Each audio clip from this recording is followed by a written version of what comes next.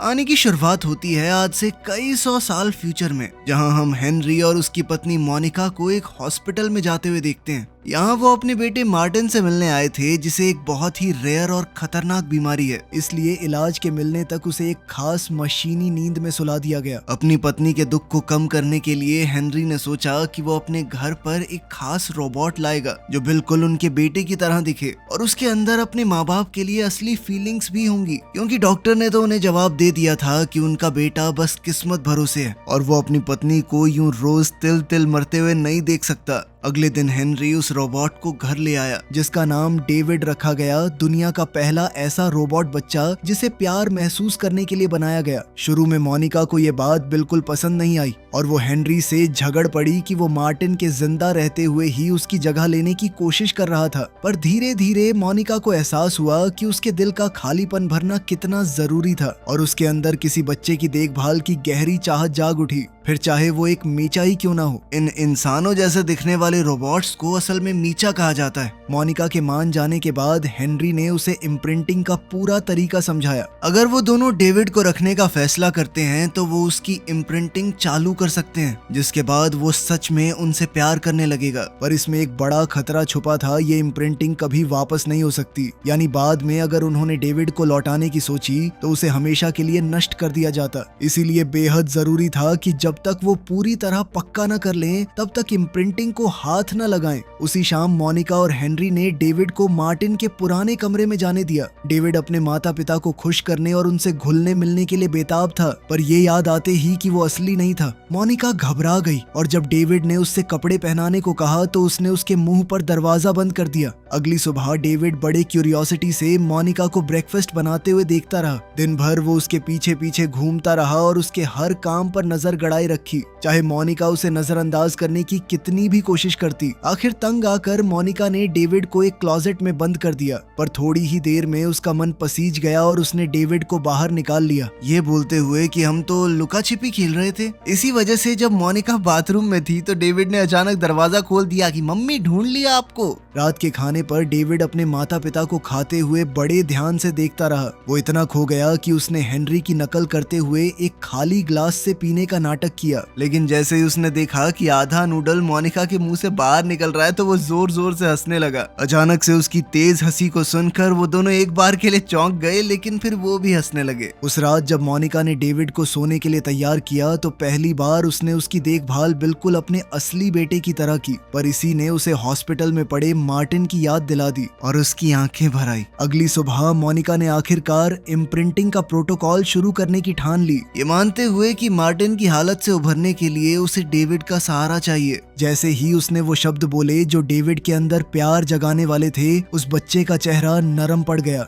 और पहली बार उसने मोनिका को मॉमी कहकर पुकारा। इस एक पल ने मोनिका को उससे और भी गहराई से जोड़ दिया, खासकर जब डेविड ने आगे बढ़कर उसे गले लगा लिया। एक रात मोनिका खुशी खुशी हेनरी के साथ किसी इवेंट में जाने के लिए तैयार हो रही थी। हेनरी को मोनिका का डेविड के लिए बढ़ता हुआ प्यार थोड़ा खटक रहा था। उसने अपनी पत्नी को याद दिलाया कि है ये रोबोट ही, थोड़ा ध्यान रखना इस बात का, लेकिन मोनिका को अब इस बात से कोई फर्क नहीं था। जब डेविड उन्हें बाय कहने आया तो माता पिता को कुछ अजीब महक आई। डेविड ने मोनिका का सारा महंगा परफ्यूम खुद लगा लिया था ताकि उसे अपनी माँ के अपने पास होने का एहसास हो। ये सुनकर मोनिका ने उसे मार्टिन का एक टेडी बियर दिया ताकि वो बिल्कुल अकेला महसूस न करे।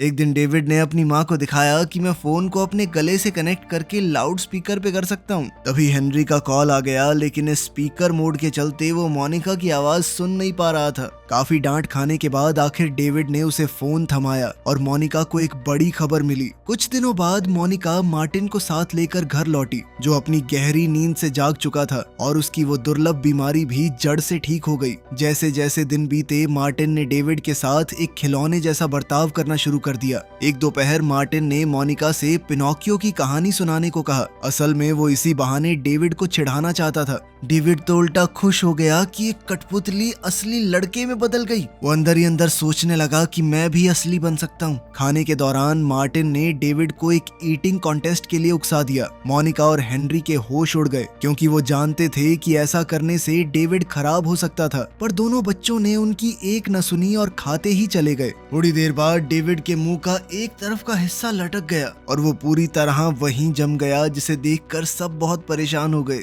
इसके बाद डेविड को मरम्मत के लिए ले जाया गया, जबकि मोनिका उसका हाथ थामे साथ खड़ी रही। पर जब डेविड ने कहा कि उसे कोई दर्द नहीं हो रहा तो मोनिका और भी घबरा गई। मोनिका को डेविड की इतनी फिक्र करते देख मार्टिन अंदर ही अंदर जलने लगा। इसलिए घर लौटते ही उसने डेविड को बहला फुसलाकर इस बात पर राजी कर लिया कि वो सोते हुए मोनिका के बाल चुपके से काट दे, ये कहकर कि इससे मोनिका उससे और ज्यादा प्यार करने लगेगी। पहले तो डेविड ने साफ मना किया, पर मार्टिन उसे तब तक बहकाता रहा जब तक वो मान न गया। फिर डेविड एक कैंची लेकर माता पिता के बेडरूम में दबे पांव पहुंचा ताकि मोनिका के बाल काट सके, पर तभी मोनिका करवट बदलती है और कैंची की धार से बाल बचती है। मोनिका की चीख सुनते ही हेनरी हड़बड़ाकर जागा और गुस्से में डेविड को झंझोड़ने लगा, बार बार पूछते हुए कि उसने ऐसा क्यों किया। लेकिन फिर मोनिका ने कहा कि ऐसा मत करो, है तो वो बच्चा ही ना। उसके कटे हुए कुछ बाल जमीन पर गिरे रह गए, जिन्हें टेडी ने उठा लिया। कुछ समय बाद जब सब मार्टिन की बर्थडे पार्टी की तैयारी में जुटे, हेनरी ने मोनिका को समझाने की कोशिश की कि अब डेविड को घर में रखना खतरे से खाली नहीं रहा, पर मोनिका हर बार डेविड का बचाव कर देती, उसे महज एक भोला बच्चा बताते हुए जो अनजाने में गलतियां कर बैठता। पार्टी के दौरान मार्टिन के दोस्तों ने डेविड को चिढ़ाना शुरू कर दिया, उसकी बनावटी चमड़ी को कुरेदा और एक चाकू चुभोकर देखने लगे कि उसे सच में दर्द होता है या नहीं। इससे डेविड का खुद को बचाने वाला प्रोग्राम चालू हो गया और वो डर कर मार्टिन के पीछे जा छुपा, क्योंकि वहाँ मौजूद इंसानों में बस उसी के साथ वो खुद को महफूज समझता। पीछे हटते हटते वो इतना पीछे चला गया कि गलती से मार्टिन को भी अपने साथ पूल की गहराई में खींच ले गया। बड़े लोग फौरन मार्टिन को पानी से बाहर खींचकर उसे सीपीआर देने लगे, जबकि डेविड नीचे पूल में अकेला पड़ा बस देखता रह गया। इस हादसे के बाद मोनिका डेविड से कतराने लगी, पर तभी उसे डेविड के लिखे वो खूबसूरत खत भी मिले, जिन्होंने उसे और उलझन में डाल दिया कि वो आखिर उसके बारे में महसूस क्या करे। आखिरकार उसने तय कर लिया कि अब कोई चारा नहीं बचा और डेविड से कह दिया कि वो टेडी के साथ एक ट्रिप पर चलेंगे। डेविड खुशी से उछल पड़ा क्योंकि उसे लगा कि वो अपनी माँ के साथ पूरा दिन बिताने जा रहा था। अगले दिन मोनिका रोते हुए कार चलाकर साइबरट्रॉनिक्स की तरफ बढ़ी ताकि डेविड को हमेशा के लिए खत्म करवा सके, पर रास्ते में उसका पछतावा इतना भारी पड़ गया कि उसने अपना इरादा बदल दिया और कार को जंगल की ओर मोड़ लिया, जहाँ डेविड बिना कुछ शक किए पिकनिक की चादर बिछाने लगा। मोनिका ने बहुत भारी मन से उससे कहा कि बेटा मुझे तुम्हें छोड़ के जाना पड़ेगा, जिस पर डेविड रोते हुए बोला कि मम्मी सॉरी, मैं आज के बाद कोई गलती नहीं करूंगा। मम्मा मुझे छोड़ के मत जाओ, मम्मा प्लीज, मम्मा प्लीज। पर मोनिका उसकी मिन्नतों के आगे नहीं पिघली और जाने से पहले उसने डेविड को कुछ पैसे थमाए, ये कहते हुए कि वो किसी के हाथ न लगे, खासकर साइबरट्रॉनिक्स के। डेविड उससे लिपट गया और उसे जाने ही नहीं देना चाहता था, इसलिए मोनिका को उसे धक्का देकर खुद से अलग करना पड़ा, जिससे दोनों ही सहम गए। फिर वो माफी मांगकर कार में बैठी और चली गई, डेविड को बस दूर जाती हुई कार ताकता हुआ छोड़कर। इधर रूज सिटी में जो नाम का एक मीचा अपनी एक क्लाइंट को रात बिताने से पहले प्यार और दिलासा दे रहा था। बताओ यार, ये काम भी खा लेंगे रोबोट, इंसान करेंगे क्या? इसके बाद जो शहर से होता हुआ अपनी अगली क्लाइंट से एक होटल में मिलने निकला। वहाँ के मालिक ने जो से उसका ऑपरेटिंग लाइसेंस बैज मांगा, क्योंकि फ्लैश फेयर नाम का एक रोबोट विरोधी ग्रुप शहर में आवारा मेकर्स का शिकार कर रहा था। फिर जो ने अपने बालों का रंग बदला और सीधा अपनी क्लाइंट के कमरे में जा पहुंचा, पर जैसे ही वो बेड पर बैठा उसके होश उड़ गए, क्योंकि बेड खून से भीगा पड़ा था और उसकी क्लाइंट मर चुकी थी। उसी पल कमरे में एक आदमी दाखिल हुआ और कबूल कर लिया कि उस औरत का खून उसी ने किया। जो समझ गया कि उसे बुरी तरह फंसाया जा चुका था, इसलिए वो फौरन भागकर एक गली में जा छुपा, जहां उसने एक छोटे ब्लेड से अपना ऑपरेटिंग लाइसेंस बैज निकाल फेंका ताकि कोई उसे ट्रेस न कर सके। उधर जंगल में डेविड ने टेडी से कहा कि भाई मुझे वो पिनोकियो वाली परी ढूंढनी है यार, ताकि वो मुझे एक असली लड़का बना दे, फिर मैं अपनी मम्मी पापा के पास वापस चला जाऊंगा। तभी एक गार्बेज ट्रक वहां से गुजरा और कबाड़ के ढेर गिराने लगा, और देखते ही देखते ढेर सारे फेंके हुए मीचाज अपने आप को ठीक करने के लिए कबाड़ में से सामान उठाने लगे। डेविड हैरानी से ये सब देख ही रहा था कि तभी जो भी वहां आ पहुंचा और उनके पीछे चांद के आकार का एक एयरक्राफ्ट मंडराता दिखा। ये फ्लैश फेयर वालों का एयरक्राफ्ट निकला और इसे देखते ही सारे मीचा डर के मारे भागने लगे, क्योंकि ये ग्रुप आवारा रोबोट्स को पकड़कर सरेआम अपने शो में तबाह करता लोगों के एंटरटेनमेंट के लिए। और साथ ही मोटरसाइकिल्स पर सवार कुछ लोग भी जंगल में कूद पड़े, जो रोबोट्स का पीछा करते करते एक छोटे कस्बे तक जा पहुंचे। ये लोग रोबोट्स को फंसाने के लिए मैग्नेटिक डिस्क्स दागते और कुछ बेचारे रोबोट्स इनकी चपेट में आ भी गए। पर डेविड और टेडी कुछ रोबोट्स के पीछे एक उजड़े हुए कॉटेज में जा घुसे, जहां उनकी मुलाकात एक नैनी रोबोट से हुई,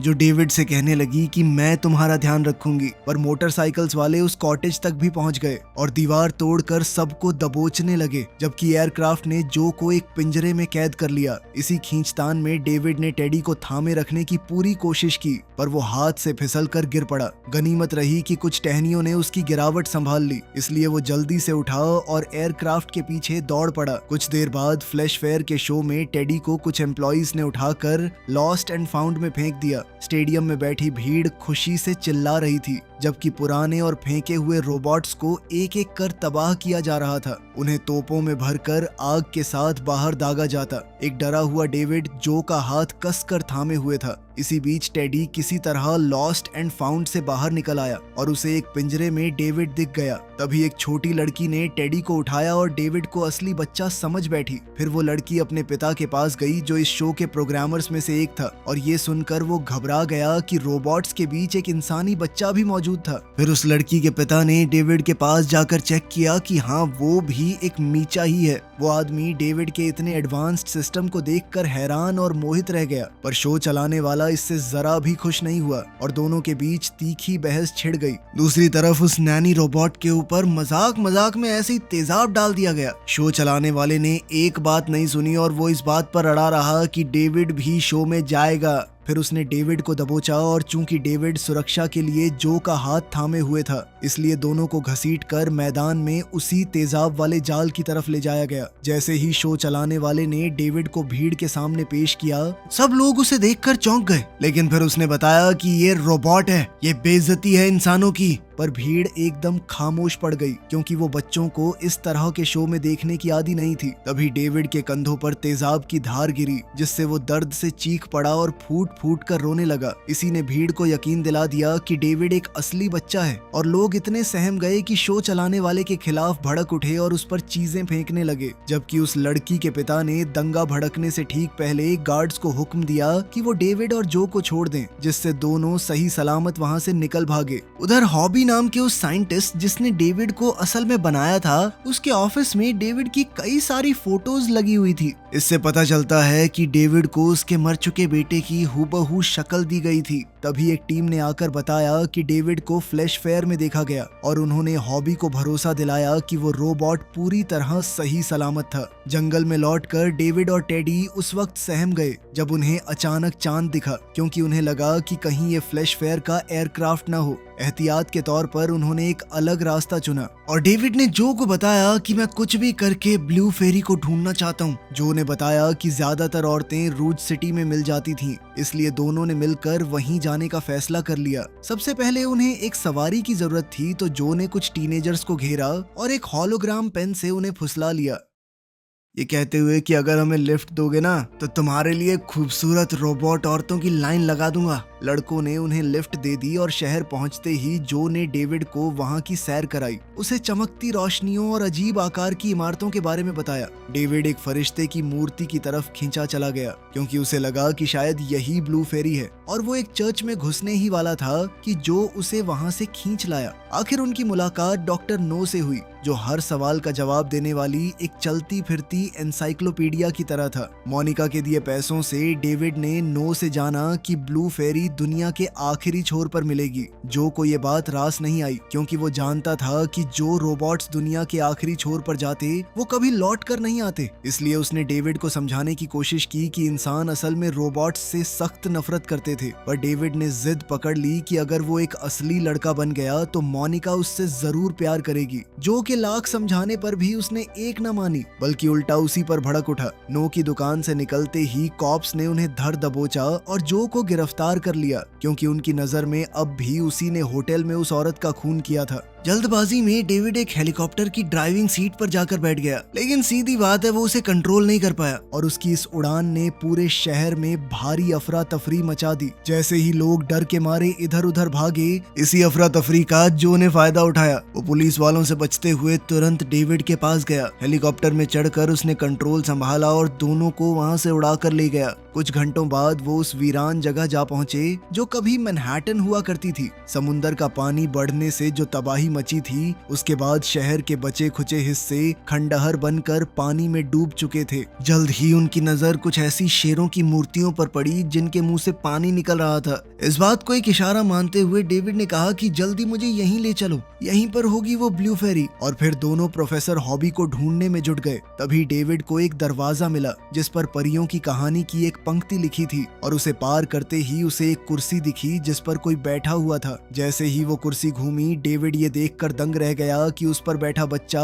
हूबहू उसी की शक्ल का निकला। वो दूसरा डेविड बस मुस्कुराया और उसे अपने साथ पढ़ने का न्योता देते हुए बोला कि असली तो वही है, पर पहले वाले डेविड को लगा कि ये उसकी जगह छीन लेगा। गुस्से में आकर डेविड ने एक लैंप उठाई और उसे मेज समेत उस दूसरे डेविड के सिर पर दे मारा, जिससे साफ हो गया कि वो भी एक रोबोट ही था, एक डरा हुआ जो वहां से खिसक लिया। जबकि डेविड खुद को खास और इकलौता बताते हुए गुस्से में चीखता रहा। तभी प्रोफेसर हॉबी वहां आ पहुंचा और डेविड को रोकते हुए भरोसा दिलाया कि वो एक सच्चा बच्चा है। साइंटिस्ट ने कहा कि मैं ही तुम्हारी ब्लू फेरी हूँ। दरअसल डॉक्टर नो के दिए सुराग जानबूझकर ऐसे गढ़े गए थे कि डेविड सीधा प्रोफेसर हॉबी तक जा पहुंचे। और इस सफर ने डेविड की लगन को भी परखा, ये देखने के लिए कि क्या वो किसी अनजाने सपने के पीछे दौड़ सकता है जो कोई और रोबोट नहीं कर पाता। हॉबी अपनी टीम जुटाने के लिए ऑफिस से बाहर निकल गया।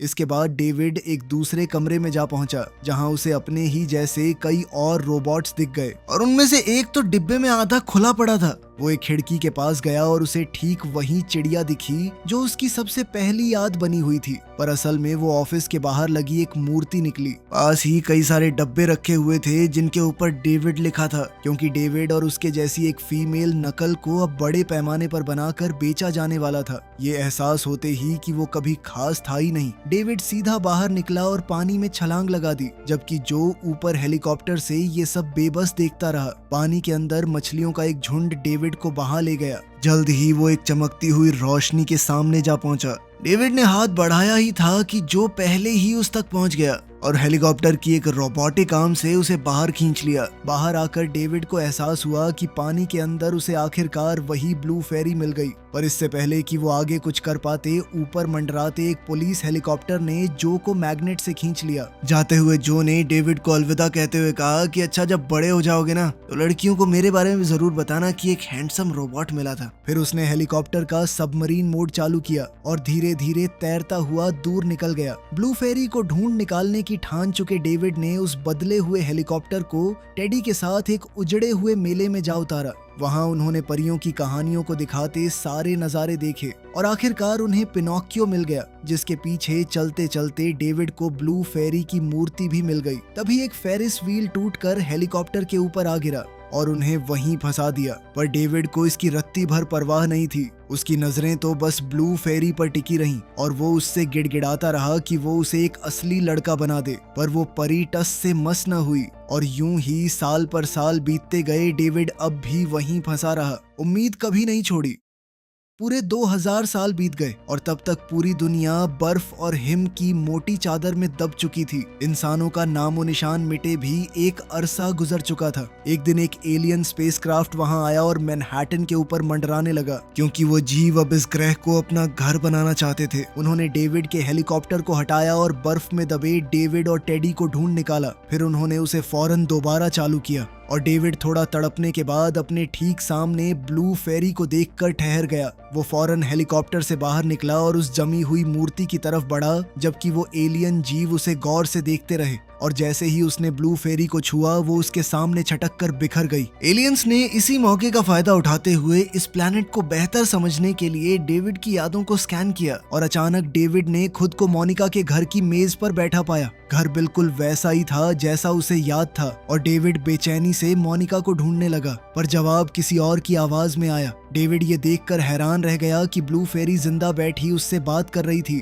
और उसने उससे गुजारिश की कि वो उसे एक असली लड़का बना दे, पर उसने हाथ खड़े कर दिए कि ये उसके बस में नहीं। दरअसल वो एलियंस ही ब्लू फेरी के जरिए उससे बातें कर रहे थे और उन्होंने उसे बताया कि मोनिका अब इस दुनिया में नहीं रही और परी उसे लौटा भी नहीं सकती क्योंकि उसके जिस्म का एक भी निशान बाकी नहीं बचा। तभी गम में डूबे डेविड के पास टेडी आया और उसे वो दिन याद दिलाया जब उसने मोनिका के बाल काटे थे। टेडी ने बताया कि वो बाल मैंने आज तक संभाल कर रखे हैं, यानी एलियंस अब उसकी माँ को वापस ला सकते थे। डेविड अपने पुराने कमरे में गया और प्यार से अपने दोस्त जो को याद करने लगा, जबकि टेडी खुद की मरम्मत में जुट गया। तभी दरवाजे पर किसी का साया उभरा और उन्हें लगा कि कहीं ये मोनिका तो नहीं, पर वो असल में एक एलियन निकला जिसने माना कि वो इंसानों में बेहद दिलचस्पी रखता था। वो ऑर्गेनिक निशानों की मदद से इंसानों का क्लोन बनाकर इंसानियत को दोबारा जिंदा करना चाहता था, पर बदकिस्मती से अब तक उसकी हर कोशिश नाकाम रही क्योंकि वो क्लोन सिर्फ एक ही दिन जिंदा रह पाते। यही अंजाम मोनिका का भी होने वाला था अगर उसे वापस लाया जाता। डेविड फिर भी इसी उम्मीद से चिपका रहा कि मोनिका भी उसी की तरह खास होगी, वो भी उसकी तरह हमेशा जिंदा रहेगी। इसलिए वो उसे ढूंढने निकल पड़ा। उसे मोनिका अपने बेडरूम में सोई मिली और डेविड उसके चेहरे से बाल हटाते हुए सिसक पड़ा। अब आखिरकार डेविड अपनी माँ से मिल चुका था। उन दोनों ने पूरा दिन साथ बिताने का फैसला किया। डेविड ने अपनी माँ को इस सफर के दौरान बनाई हुई अपनी पेंटिंग्स भी दिखाई। दोनों ने मिलकर लुका छिपी खेली, उसका जन्मदिन भी धूमधाम से मनाया। दिन के आखिर में डेविड ने अपनी माँ को आराम से बिस्तर पर लेटा दिया। मोनिका ने कहा कि मैं तुमसे हमेशा प्यार करूंगी मेरे बेटे। इस बात को सुनने के लिए डेविड न जाने कब से तरस रहा था। वो अपनी माँ का हाथ थामे हुए उनके बगल में ही सो गया। उसने ताउम्र बस एक चीज मांगी थी, अपनी माँ का प्यार, और आखिरकार कुछ पलों के लिए ही सही लेकिन उसे वो मिल ही गया। वीडियो पसंद आई तो लाइक कर देना, चैनल को सब्सक्राइब कर लेना। मिलते हैं अगली वीडियो में।